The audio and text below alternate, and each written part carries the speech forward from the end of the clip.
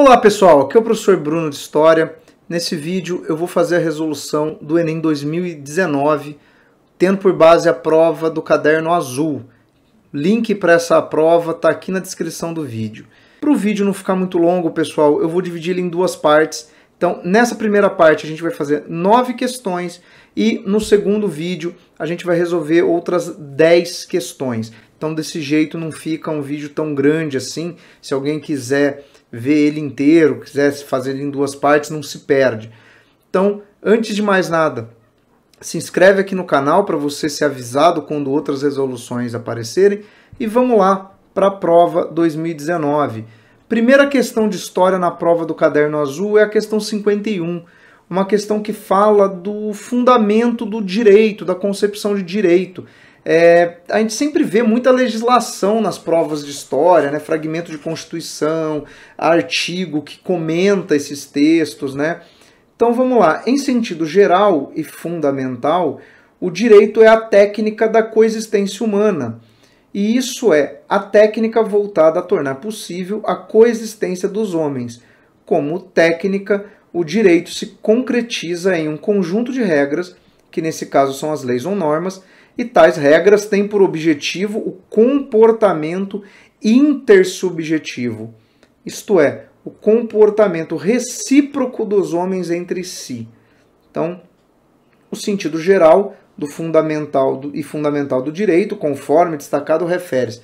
Pessoal, no texto ele fala que o princípio fundamental, o objetivo do direito é regrar o comportamento recíproco entre os homens, ou seja, a forma como os homens se relacionam. Sendo assim, eu não posso pensar, como no item A, que é simplesmente aplicar um código legal. O direito usa essa estrutura dos códigos legais para regrar as relações entre os homens. O direito não existe por ele mesmo, que é o que o item A diria. Olha o item B, regulação do convívio social. Sim, o direito ele surge a partir do momento em que você tem na sociedade uma necessidade de estabelecer pactos, de estabelecer regras, de estabelecer parâmetros para que o comportamento, para que o convívio ali seja viável, seja possível. Então, é o item B a alternativa correta. Mas vamos ver as outras. C. Legitimação de decisões políticas. Para o item C ser aceito, você tem que partir da ideia que as leis existem para tornar lícito aquilo que um governante quer fazer. Se você pensar assim, é impossível, por exemplo, criticar qualquer tipo de ato de um governante. Seria uma monarquia absolutista, por exemplo. Então, não faz nenhum sentido. Uma monarquia absolutista ideal, ainda por cima, né? Mediação de conflitos econômicos. Não, o direito não está restrito apenas à esfera econômica. E representação da autoridade constituída. De novo, seria ver o direito apenas como uma expressão da vontade do governante. Então não pode ser. Aqui é o item B, nessa questão 51. Tá? Na sequência, nós já temos aqui a questão 52, que é uma questão que fala do cultivo de mandioca na América colonial portuguesa, ou seja, no Brasil. O processamento da mandioca era uma atividade já realizada pelos nativos que viviam no Brasil antes da chegada de portugueses e africanos. Entretanto, ao longo do processo de colonização portuguesa, a produção de farinha foi aperfeiçoada e ampliada, tornando-se lugar comum em todo o território da colônia portuguesa na América. Com a consolidação do comércio atlântico em suas diferentes conexões, a farinha atravessou os mares e chegou aos mercados africanos.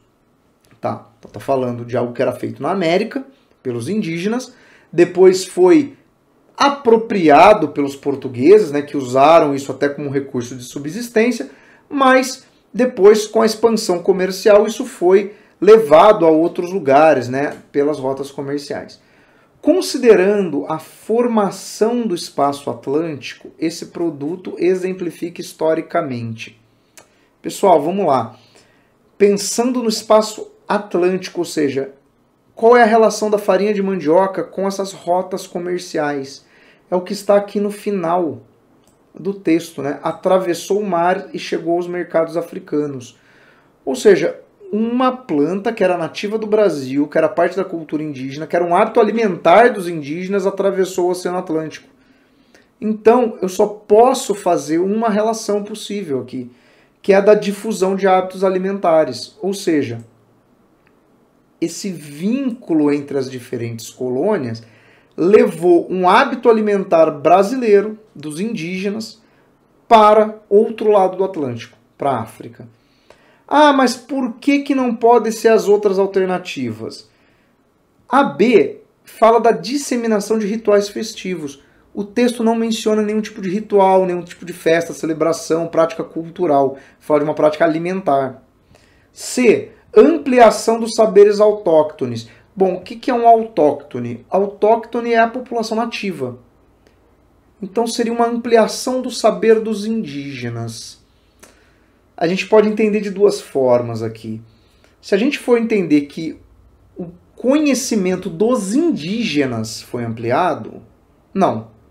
Eles já praticavam farinha de mandioca, eles não tiveram um ganho com essa interligação toda do comércio transatlântico.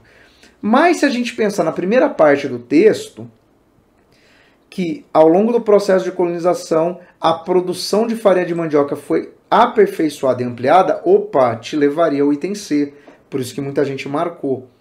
Qual é o problema? A apropriação dessa farinha de mandioca pelos portugueses e, de fato, a interferência deles, que introduziram técnicas agrícolas, que, de fato, modificaram, a gente até pode entender que o item C está correto. O problema é que o item C não dialoga com o comando do enunciado. É essa ampliação, esse aperfeiçoamento da lavoura de mandioca não tem nada a ver com o estabelecimento de comércio entre o Brasil e a África, com o transporte da farinha de mandioca para a África. Então, por isso que não é a alternativa C. A D, apropriação de costumes guerreiros, também não há nada referente a isso. E a E, diversificação de oferendas religiosas, também não está falando de hábito religioso, não está falando de nada neste sentido, né? Então, não pode ser. Aí nós vamos passar a questão 54, que diz o seguinte: dificilmente passa-se uma noite sem que algum sitiante tenha seu celeiro ou sua pilha de cereais destruído pelo fogo. Vários trabalhadores não diretamente envolvidos nos ataques pareciam apoiá-los, como se vê neste depoimento ao The Times. Deixa queimar, pena que não foi a casa. Podemos nos aquecer agora. Nós só queríamos algumas batatas, há um fogo ótimo para cozinhá-las. A revolta descrita no texto, ocorrida na Inglaterra do século XIX, foi uma reação ao seguinte processo socioespacial. Então vamos lá. É algo que modificou as relações da sociedade com o espaço. No século XIX, na Inglaterra, a gente está muito acostumado a pensar só na Revolução Industrial, só no meio urbano, no desenvolvimento fabril, né, no capitalismo já dando início ao expansionismo imperialista, esse tipo de coisa. E aqui o texto fala de uma realidade rural. Pessoal, item A, restrição da propriedade privada. Cuidado. Muita gente vai falar, ah, sim, os camponeses eles não tinham propriedade privada, então a propriedade privada era restrita a quem era rico. Mas quando a gente fala restrição da propriedade privada nesses termos que estão aqui, a gente poderia entender que é uma restrição do princípio jurídico da propriedade privada. E isso não acontece na Inglaterra no século XIX, que é marcada pelo pensamento do liberalismo, né, da expansão da lógica de propriedade privada. Da lógica, não na expansão efetiva do número de proprietários. Então o item A seria bastante controverso. Item B, expropriação das terras comunais. O que seria terra comunal? As terras de uso comum, as terras de uso coletivo, terras que não eram propriedades privadas, mas que foram tornadas propriedade no processo dos cercamentos, que é sempre apontado como um dos fatores iniciais da Revolução Industrial, porque ao transformar a terra de uso comunal em propriedade privada, o governo inglês impossibilitou que parte da população vivesse no campo, levando a um êxodo rural, ao inchamento das cidades, ao aumento de oferta de mão de obra na cidade, o que colabora com a industrialização. Então, aqui é o item B, até pelo seguinte: eles atacam os sitiantes, que são os novos proprietários dessas terras que foram privatizadas, eram terras de uso comum, que de repente se tornaram propriedades privadas. E aí os camponeses que antes usufruíam dessa terra se rebelaram. Então é esse o sentido aqui. O item C não poderia ser pelo seguinte: estatização fundiária. Estatização, a terra teria que ter se tornado propriedade do Estado. Não é isso, né? Redução da produção monocultora também não, porque à medida que o capitalismo se impõe como modelo, mesmo no campo, a monocultura vai começar a predominar. E o E, proibição das atividades artesanais. Também não há menção alguma a um camponês que seja artesão, ao vínculo entre essas situações, né? Uma rebelião de camponeses, então não pode ser. Questão 55, uma questão que fala da independência do Brasil. Entre os combatentes estava a mais famosa heroína da independência. Nascida em Feira de Santana, filha de lavradores pobres, Maria Quitéria de Jesus tinha 30 anos quando a Bahia começou a pegar em armas contra os portugueses. Apesar da proibição de mulheres nos batalhões de voluntários, decidiu alistar-se às escondidas. Cortou os cabelos, amarrou os seios, vestiu-se de homem e incorporou-se às fileiras brasileiras com o nome de Soldado Medeiros. Ou seja, fazendo aí uma homenagem ao meu sobrenome, mas não temos parentesco. No processo de independência do Brasil, o caso mencionado é emblemático, porque evidencia. Então vamos lá. Uma mulher que entra para um corpo militar, revolucionário, de voluntários, chame como quiser. Mas repare que para fazer isso, ela precisa se desfazer dos sinais do sexo feminino. Ela corta o cabelo, ela amarra os seios, ela se veste como homem, ela se dá um nome de homem. Ou seja, não é uma mulher, é uma mulher que se passa por homem. Por isso que não pode ser o item B, que eu sei que muita gente marcou. Inserção feminina nos ofícios militares não cabe aqui, porque ela não está ali enquanto figura feminina. Uma figura feminina não era aceita naquele tipo de situação. Então não pode ser o item B. Rigidez hierárquica da estrutura social, que é o item A? Sim, por quê? Porque é a ideia de que certos espaços da sociedade são restritos ao gênero masculino. Então o item A reforça essa ideia, né? Mas vamos ver os outros. O C, adesão pública dos imigrantes portugueses, não porque ela está combatendo os portugueses, né? A guerra de independência é um assunto que não é muito explorado pelo seguinte: a guerra de independência no Brasil foi, sobretudo no Nordeste, entre grupos que defendiam o processo de independência tal qual foi feito, centralizado em torno da figura de Dom Pedro I, monárquico, com unidade territorial, centralizado no Rio de Janeiro, preservando a escravidão, e grupos que se opunham a esse modelo. Seja tanto portugueses que preferiam manter vínculos com Portugal, seja lideranças de movimentos ditos alternativos, tá? Que, por exemplo, tinham ideias separatistas, tinham ideias republicanas, né? Então, é nesse sentido que ocorre a Guerra de Independência do Brasil. Então, não é adesão dos portugueses. Flexibilidade administrativa do governo imperial. Bom, não há referência nenhuma a elementos da administração imperial.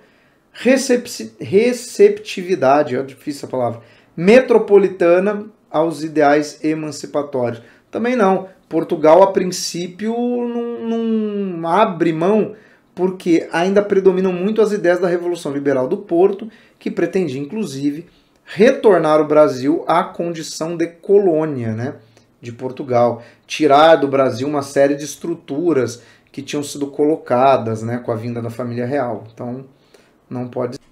Bom, vamos aqui à questão 60 do Enem 2019, que é uma questão de Jacques Legoff, que fala sobre a cidade medieval. A cidade medieval é, antes de mais nada, uma sociedade da abundância, concentrada num pequeno espaço em meio a vastas regiões pouco povoadas. Em seguida, é um lugar de produção e trocas, onde se articula o artesanato e o comércio, sustentados por uma economia monetária. É também o centro de um sistema de valores particular, no qual emerge a prática laboriosa e criativa do trabalho, o gosto pelo negócio e pelo dinheiro, a inclinação para o luxo, o senso de beleza. É ainda um sistema de organização de um espaço fechado, com muralhas, onde se penetra por portas e se caminha por ruas e praças, que é guarnecido por torres. Tá. No texto, o espaço descrito se caracteriza pela associação entre ampliação das atividades urbanas e a... Vamos lá. Ele está descrevendo uma cidade medieval, na passagem da alta para baixa Idade Média, né, quando as cidades começam a ter um peso maior, mas ele vai dizer no enunciado que, ao mesmo passo em que a cidade se amplia, ela se associa a outras coisas. Então vamos lá. Emancipação do poder hegemônico da realeza. Bom, o texto não fala nada da relação entre o processo de ressurgimento das cidades e as monarquias nacionais. Então, não, né? B. A aceitação das práticas usurárias pelos religiosos. Usura, o pecado de ganhar dinheiro com a cobrança de juros, né? O lucro dos banqueiros. Isso era um pecado, isso não era uma prática dos religiosos. Então, não pode ser.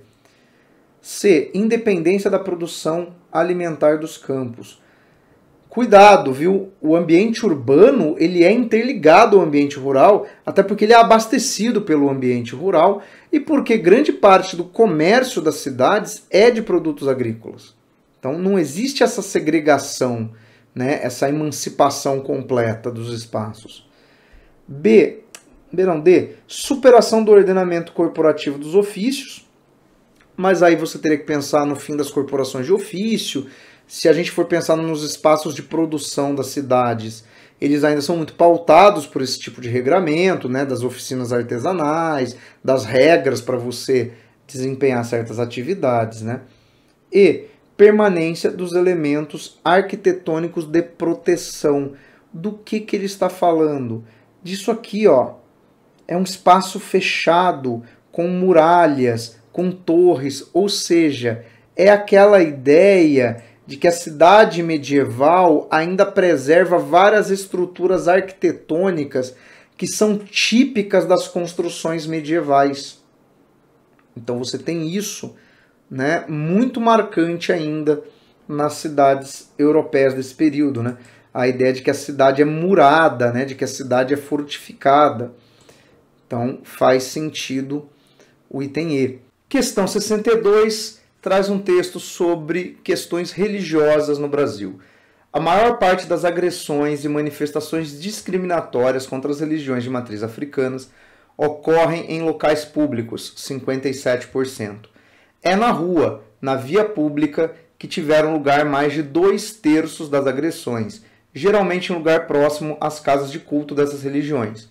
O transporte público também é apontado como um local em que os adeptos das religiões de matrizes africanas são discriminados, geralmente quando se encontram paramentados, né, vestidos, né, preparados, por conta dos preceitos religiosos. Então, um texto falando sobre a questão de preconceito e hostilidade da população, né, em locais públicos aos praticantes de certas religiões de matriz africana. Bom, as práticas descritas no texto são incompatíveis com a dinâmica de uma sociedade laica e democrática. Por quê? Bom, primeira coisa, uma sociedade laica e democrática tem que ser uma sociedade onde a diversidade religiosa é permitida, né? Uma vez que o Estado, não tendo religião, ele não tem que vetar religião alguma, né? E partindo de um princípio democrático, entender que a religiosidade é uma escolha individual. Então isso aqui é um princípio fundamental, né, da ideia de liberdade individual, da liberdade de expressão. Agora, o questionamento é sobre as práticas descritas no texto. Então, as práticas que o texto descreve, elas têm quais características? Item A. Asseguram expressões multiculturais? Não, porque são práticas discriminatórias, né? Então elas não asseguram, né? Agredir pessoas, ofender pessoas por conta da sua religião é o inverso de uma expressão multicultural. Promovem diversidade de etnias? Também não, porque dentro da ideia de preconceito contra as religiões de matriz africana, também temos aí elementos de preconceito racial, né? Uma vez que se remete a uma maioria de afrodescendentes também praticando. Falseiam dogmas teológicos? Não, porque ali nas práticas apontadas nós não estamos entrando em uma discussão teológica sobre a validade ou não de certas interpretações. Estimulam os rituais sincréticos. Rituais sincréticos são aqueles em que você tem elementos combinados de mais de uma religião. Também não. O que nós temos ali são atos de hostilidade. E aí só sobrava o item E. Restringem a liberdade de culto. Por quê? Porque você observa que parcelas da população têm a sua prática religiosa prejudicada, né, por uma questão de preconceito, por uma questão de interferência de terceiros sobre o seu modo de vida. Então, aqui na 64, alternativa E, alternativa deste Enem 2019. Bom, pessoal, e aqui a questão 63 da prova, que trata de modelos econômicos. O texto 1, que é do Perry Anderson, diz o seguinte: a centralização econômica, o protecionismo, a expansão ultramarina engrandeceram o Estado, embora beneficiassem a burguesia incipiente. Então aqui ele está falando do mercantilismo, ele está falando da expansão marítima, né, de um sistema econômico onde o Estado tem um peso fundamental e estabelece monopólios, protecionismo, colônias. Segundo o texto, as interferências da legislação e das práticas exclusivistas restringem a operação benéfica da lei natural na esfera das relações econômicas. Adam Smith, Riqueza das Nações, um texto fundador do liberalismo econômico que se opõe ao modelo do mercantilismo. Entre os séculos XVI e XIX, diferentes concepções sobre as relações entre Estado e economia foram formuladas. Tais concepções associadas a cada um dos textos confrontam-se respectivamente na oposição entre práticas de. Então vamos lá, primeira coisa que é importante, o liberalismo ele não se opõe à existência do Estado, né? Ele tem uma certa concepção de Estado e principalmente limites para como o Estado deve gerir as questões relativas à economia. Já o mercantilismo parte da ideia de que o Estado é absolutista, né? Ele é vinculado a um Estado absoluto, onde o poder do governante ele se estende por todas as esferas, inclusive a econômica. Então vamos lá. Ele vai pedir ideias que se opõem, né, uma a outra. Valorização do pacto colonial. Sim, o texto 1 valorizaria o pacto colonial, que é a síntese do mercantilismo. Mas o texto 2 não prega o combate à livre iniciativa. Inclusive, a livre iniciativa é um dos fundamentos do liberalismo, né? B. Defesa de monopólios rédeos, ou seja, monopólios reais. Apoio à livre concorrência. Aqui sim, né? Isso aqui dialoga primeiro com o texto 1 e com o texto 2. É isso aqui, o item B é a resposta correta. C. Formação do sistema metropolitano, que é o pacto colonial, só com outro nome. Crítica à livre navegação, não, porque o livre comércio pressupõe a livre navegação, o acesso a qualquer porto, a rotas comerciais, né? Então, Adam Smith não seria contra a livre navegação. D. Abandono da acumulação metalista. Opa! Uma das coisas que o mercantilismo desejava era justamente o acúmulo de metais, ouro e prata. Tanto que isso está expresso na Carta do Caminha, como uma das primeiras coisas que eles tentam descobrir se existe no Brasil, né? E há certa frustração dos portugueses.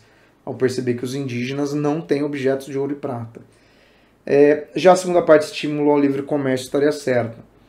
E eliminação das tarifas alfandegárias, não. Protecionismo é basicamente tarifas alfandegárias altíssimas, né, para produtos estrangeiros. Já a segunda parte estaria certa, né? Livre cambismo é a mesma coisa que livre comércio, né? Então aqui na verdade era o item B que congregava duas ideias, aí, tanto referente ao primeiro texto como ao segundo, né? Uma questão até relativamente simples. Questão 65. Maquiavel, olha lá, o absolutismo, né? Para Maquiavel, quando um homem decide dizer a verdade, pondo em risco a própria integridade física, tal resolução diz respeito apenas à sua pessoa. Mas se esse mesmo homem é um chefe de Estado, os critérios pessoais não são mais adequados para decidir sobre ações cujas consequências se tornam tão amplas, já que o prejuízo não será apenas individual, mas coletivo. Neste caso, conforme as circunstâncias e os fins a serem atingidos, pode-se decidir que o melhor para o bem comum seja mentir. Então, o texto aponta uma inovação na teoria política na época moderna, expressa na distinção entre. Pessoal, aqui o Maquiavel ele vai dizer basicamente o seguinte, que a moral ela não é uma moral rígida. Por quê? Nós vamos pensar numa moral rígida? Não, mentir é errado. Mas ele aqui está dizendo, mas se as consequências dessa verdade forem extremamente nocivas, essa verdade se torna nociva. Logo, o mentir, neste caso, seria benéfico. Então, assim, é um paradoxo que ele expõe, mas que faz sentido quando a gente pensa que você vinha de uma lógica, de uma moral religiosa, que é dogmática, e o Maquiavel introduz essa ideia de que a moral na política ela tem que ter uma certa flexibilidade, justamente para não tornar o exercício do poder impossível para o governante. Então vamos lá. Distinção entre idealidade e efetividade da moral. É isso, né? Aquilo que você idealiza como moral e aquilo que você consegue fazer na prática. É essa a diferença. Mas vamos ver os outros. Nulidade e preservabilidade da liberdade. Não, ele não está opondo ideias de liberdade aqui, né? Ilegalidade e legitimidade do governante. Também não, ele não está dizendo sobre o poder do governante ser ilegítimo ou ser ilegal, não é isso. Verificabilidade e possibilidade da verdade. Ele também não está questionando o conceito de verdade, que é um contexto filosófico também bastante complexo. E aí, objetividade e subjetividade do conhecimento. Não. Maquiavel é um filósofo da política, nesse sentido aqui do texto, né? Então você tem que pensar na lógica do absolutismo aqui, né? Tem a 66, sobre o SUS, né? A criação do Sistema Único de Saúde, SUS, como uma política para todos, constituiu-se uma das mais importantes conquistas da sociedade brasileira do século XX. O SUS deve ser valorizado e defendido como um marco para a cidadania e o avanço civilizatório. Pessoal, isso aqui é o Enem 2019, hein? Os caras já estavam, né, prevendo o que ia acontecer aparentemente, né? A democracia envolve um modelo de Estado no qual as políticas protegem os cidadãos e reduzem as desigualdades. O SUS é uma diretriz que fortalece a cidadania e contribui para assegurar o exercício de direitos, pluralismo político e o bem-estar como valores de uma sociedade fraterna, pluralista e sem preconceitos, como prevê, né, conforme prevê a Constituição Federal de 88. Segundo o texto, duas características da concepção da política pública analisada são... Então vamos lá. A ideia do Sistema Único de Saúde, né, do SUS, é baseada em que lógica? A. Paternalismo e filantropia. Mas aí você tem que pensar que não é um direito. Seria algo dado de bom grado pelo governante bondoso. Não. Não é esse o conceito que está ali, né? Liberalismo e meritocracia. Mas meritocracia, então eu só trato quem merece? Ah, você não é merecedor de um tratamento médico. Não, né? O SUS não se baseia nesse conceito. C. Universalismo e igualitarismo. Sim, ele é universal, porque, olha aqui, ó. Ele é para todos, sem distinção. Então, ele é igual. Então, é o item C. Item D, nacionalismo e individualismo. Não, porque o individualismo pressupõe eu consigo, independente dos outros conseguirem, né? Também não. Revolucionarismo e coparticipação. Também não é um processo revolucionário. Na verdade, é um direito bastante difundido em vários países, né? Não tem nada de revolucionário, de disruptivo